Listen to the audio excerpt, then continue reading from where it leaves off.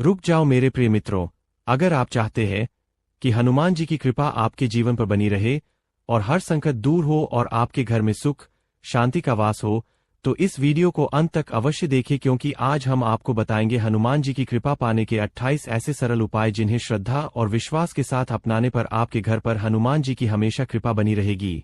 मेरे प्रिय मित्रों, इस वीडियो को शुरू करने से पहले आप सभी से एक छोटी सी प्रार्थना है।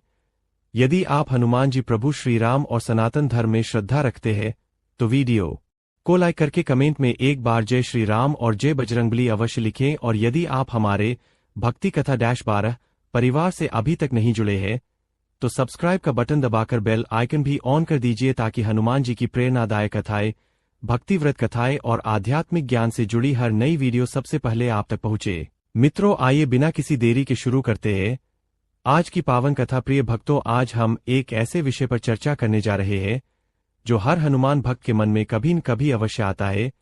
आखिर हनुमान जी की कृपा कैसे प्राप्त होती है? क्या कोई ऐसा सरल मार्ग है जिससे बजरंगबली प्रसन्न होकर अपने भक्तों के जीवन से भय, दुख, संकट और निराशा को दूर कर दे? शास्त्रों में हनुमान जी को केवल बल और पराक्रम का देवता ही नहीं बल्कि भक्ति, सेवा, विनम्रता, साहस और समर्पण का सर्वोच्च आदर्श माना गया है। उन्होंने कभी अपने लिए कुछ नहीं मांगा, उनका संपूर्ण जीवन केवल भगवान श्रीराम की सेवा और धर्म की रक्षा के लिए समर्पित रहा। इसी कारण जो व्यक्ति उनके गुणों को अपने जीवन में अपनाने का प्रयास करता है, उस पर हनुमान जी की विशेष कृपा मानी जाती है। आज के समय में अनेक लोग जीवन की समस्याओं से घिरे हुए हैं। किसी को आर्थिक कठिनाई है, किसी को मानसिक तनाव, किसी को परिवार की चिंता है, तो कोई अपने लक्ष्य तक पहुंचने के लिए संघर्ष कर रहा है।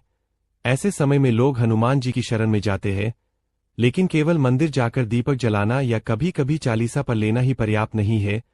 सच्ची कृपा पाने के लिए जीवन में कुछ ऐसे सरल नियम अपनाने होते हैं जो मन, वचन और कर्म को पवित्र बनाते हैं।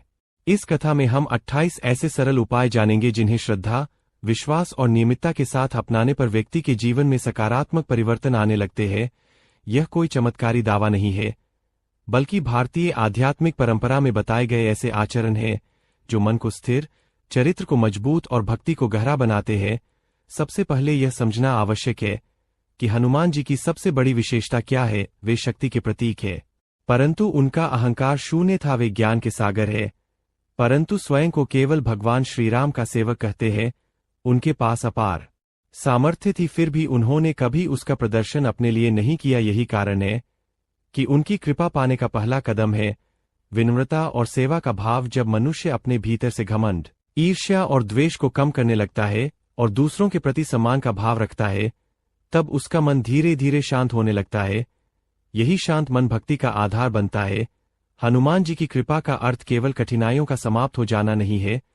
उनकी कृपा का वास्तविक अर्थ है सही निर्णय लेने की बुद्धि, कठिन समय में धैर्य, भय के स्थान पर साहस और निराशा के स्थान पर विश्वास का जागृत होना। जब ये गुण जीवन में आने लगते हैं, तब व्यक्ति बड़ी से बड़ी समस्या का सामना भी दृढ़ता से कर पाता है। इसीलिए संतों ने कहा है कि जो व्यक्ति प्रतिदिन भगवान श्रीराम और हनुमान जी का स्मरण करता है, सत्य का पालन करता है और अपने कर्मों को ईमानदारी से करता है, उसके जीवन में धीरे धीरे शुभ परिवर्तन आने लगते हैं। अब हम इस कथा के पहले उपाय की ओर बढ़ते हैं, जो सबसे सरल होने के साथ साथ सबसे प्रभावशाली भी माना गया है। पहला उपाय, प्रतिदिन श्रद्धा से श्रीराम नाम और हनुमान स्मरण करो। प्रिय भक्तों, शास्त्रों में बार बार कहा गया है कि हनुमान जी का हृदय भगवान श्रीराम के नाम में ही बसता है। इसलिए यदि कोई भक्त हनुमान जी को प्रसन्न करना चाहता है तो सबसे पहले उसे श्रीराम के नाम का आदर और स्मरण करना चाहिए। कहा जाता है कि जब भी कोई श्रद्धापूर्वक श्रीराम का नाम लेता है, तब वह केवल एक शब्द का उच्चारण नहीं करता बल्कि अपने भीतर विश्वास, धैर्य और धर्म का संचार करता है। हनुमान जी के लिए श्रीराम केवल भगवान नहीं बल्कि उनके जीवन का लक्ष्य थे। यही कारण है कि राम नाम का जप हनुमान भक्ति का आधार माना गया है। सुबह उठकर स्नान के बाद शांत मन से भगवान श्रीराम और हनुमान जी का स्मरण करें। यदि समय कम हो तो भी कुछ मिनट श्रद्धा के साथ श्रीराम जय जय राम या ओम श्री हनुमते नमः का जप करें। यहाँ संख्या से अधिक महत्व मन की एकाग्रता और श्रद्धा का है। यदि संभव हो तो प्रतिदिन हनुमान चालीसा का पाठ करें। यदि किसी दिन पूरा पाठ न कर सके तो भी भगवान का स्मरण अवश्य करें। नियमितता दिखावे से अधिक महत्वपूर्ण है। ध्यान रखें कि भक्ति केवल शब्दों का उच्चारण नहीं है। यदि मन में क्रोध, छल, घृणा और अहंकार भरा हो तो केवल जप करने से पूर्ण फल नहीं मिलता। इसलिए जप के साथ अपने व्यवहार को भी सुधारने का प्रयास करें। मधुर वाणी बोले, माता पिता और गुरु का सम्मान करें तथा किसी का अनावश्यक अपमान न करे। एक साधारण उदाहरण समझिए, यदि कोई प्रतिदिन मंदिर जाता है लेकिन घर लौटकर दूसरों से कटु व्यवहार करता है तो उसकी पूजा अधूरी रह जाती है। वहीं यदि कोई व्यक्ति ईमानदारी से अपना कर्तव्य निभाता है, सत्य बोलता है और श्रद्धा से भगवान का स्मरण करता है तो उसकी भक्ति अधिक सार्थक मानी जाती है। हनुमान जी का जीवन हमें यही शिक्षा देता है कि सेवा और विनम्रता ही सच्ची भक्ति का प्रमाण है। जब हनुमान जी पहली बार भगवान श्री राम से मिले तब उन्होंने अपने ज्ञान का प्रदर्शन नहीं किया। उन्होंने अत्यंत विनम्रता से अपना परिचय दिया। उनकी नम्रता, बुद्धिमत्ता और सेवा भाव से प्रसन्न होकर श्रीराम ने उन्हें अपना प्रिय भक्त बना लिया। इससे हमें सीख मिलती है कि महान बनने का मार्ग विनम्रता से होकर जाता है। इसी प्रकार यदि हम प्रतिदिन कुछ समय ईश्वर को दे, अपने मन को शांत रखें और अपने कर्मों को धर्म के अनुसार करने का प्रयास करें तो धीरे धीरे हमारे भीतर सकारात्मक परिवर्तन आने लगता है। यही परिवर्तन हनुमान जी की कृपा का वास्तविक अनुभव है। बहुत से लोग पूछते हैं कि हमें कैसे पता चले कि हनुमान जी की कृपा मिल रही है।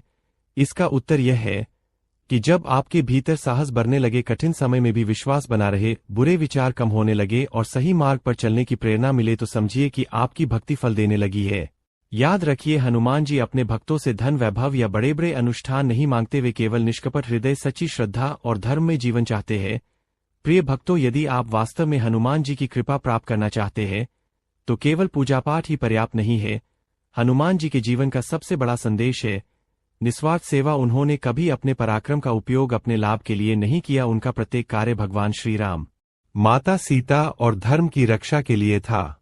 जब माता सीता अशोक वाटिका में थी तब हनुमान जी ने अपना बल दिखाने के लिए लंका नहीं पहुंचे थे। वे केवल प्रभु श्री राम का संदेश पहुंचाने और माता सीता को आश्वासन देने गए थे। यही सच्ची सेवा थी, जहां स्वार्थ नहीं, केवल कर्तव्य और करुणा हो। आज हमारे जीवन में सेवा का स्वरूप अलग हो सकता है।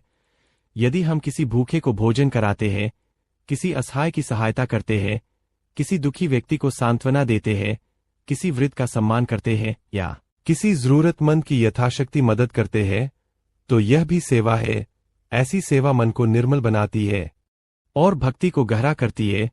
शास्त्र हमें यह भी सिखाते हैं कि सेवा का कभी प्रदर्शन नहीं करना चाहिए। यदि सहायता केवल प्रशंसा पाने के लिए की जाए तो उसका आध्यात्मिक महत्व कम हो जाता है, लेकिन यदि वही कार्य ईश्वर को समर्पित भाव से किया जाए तो वह साधना का रूप ले लेता है।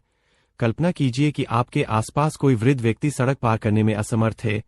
यदि आप बिना किसी अपेक्षा के उसकी सहायता करते हैं तो यह केवल एक सामाजिक कार्य नहीं बल्कि आपके भीतर दया और विनम्रता का विकास भी है।